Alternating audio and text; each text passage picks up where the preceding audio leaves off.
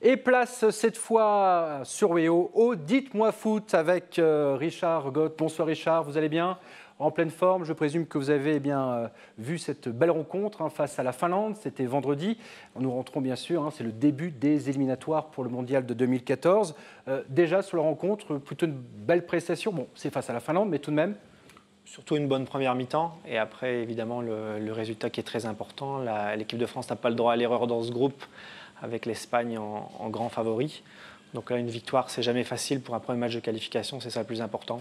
Et la première mi-temps qu'on retient quand même. Voilà, avec justement ce but marqué à la première période d'Abou Dhabi. Donc un bon début pour ces éliminatoires 2014 pour l'équipe de France. Et puis il faut quand même parler des joueurs nordistes. Il y en a un, c'est le milieu de terrain lillois, Mavouba. Et Rio Mavouba, très très belle prestation, ça fait plaisir. Écoutez, il a vraiment illuminé le match parce que on a vu tout de suite que c'était devenu le patron de cette équipe. Ça fait 2 sélections depuis que Deschamps est revenu. C'est sa 2e sélection seulement et on voit déjà qu'il est devenu patron. D'ailleurs, aujourd'hui, nos confrères de l'équipe posent la question sur leur site internet, doit-il devenir le capitaine de cette équipe? Et juste avant de venir, là, j'ai vu que 2 tiers des interrogés disent oui. Mavouba, c'est l'intelligence. Est-ce que ça nous surprend, nous, à Lille? Moi, je dis non.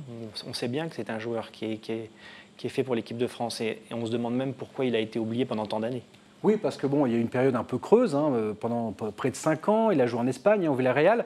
Comment expliquer justement cette absence de ce joueur? Aujourd'hui, on a l'impression de le découvrir alors que ça fait quand même depuis quelques temps qu'il est sur les terrains.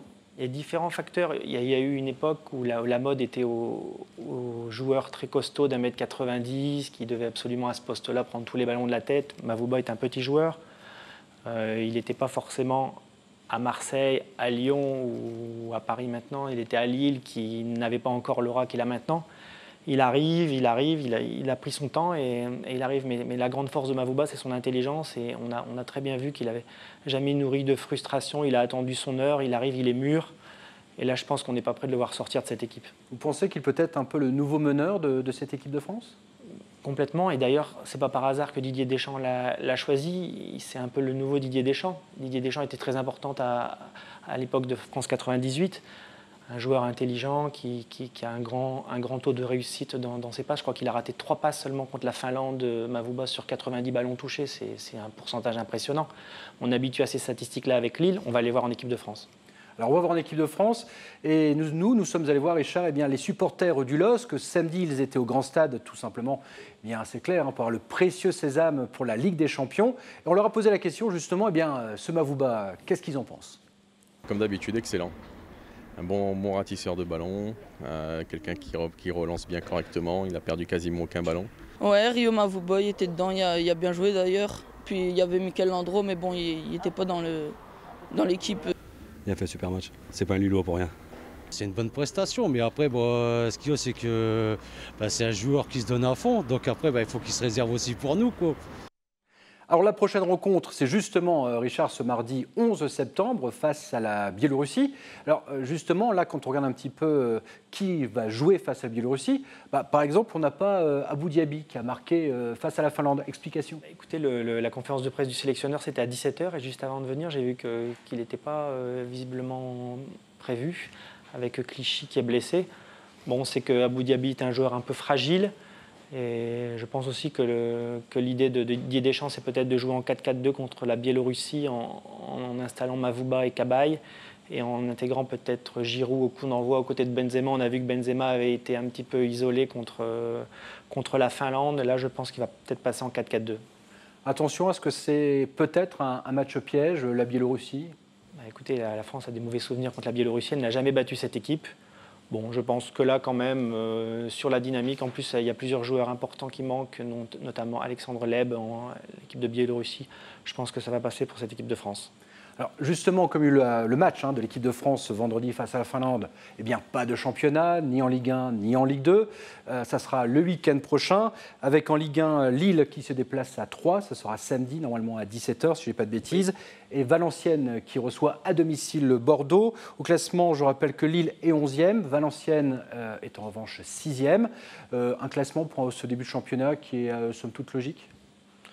Oui, bon, Lille a eu un petit raté contre Nancy à domicile. C'est un petit peu le regret, mais bon, c'était la découverte du grand stade. Valenciennes, en revanche, est bien parti, a profité d'un calendrier un peu favorable, avec 2 matchs à la maison, une belle performance, une victoire à 3, justement, où se rend Lille. Bon, on sait que ce n'est pas forcément le classement qui sera à la fin de la saison, mais Valenciennes a marqué des points importants pour sa course au maintien. Lille, il faut absolument qu'ils se reprennent et ils n'ont pas le droit à l'erreur à 3 dès samedi. Alors ça, c'est la Ligue 1, mais il y a aussi la Ligue 2 avec Lens, qui est également en championnat de Ligue 2 avec une 13e place, en sachant qu'ils vont se déplacer, c'est vendredi face à Châteauroux. Et puis justement, on vous en parlait, c'est le dossier de la Voix des Sports de cette semaine. Où va le RC Lens? Est-ce que le RC Lens va si mal que ça, Richard?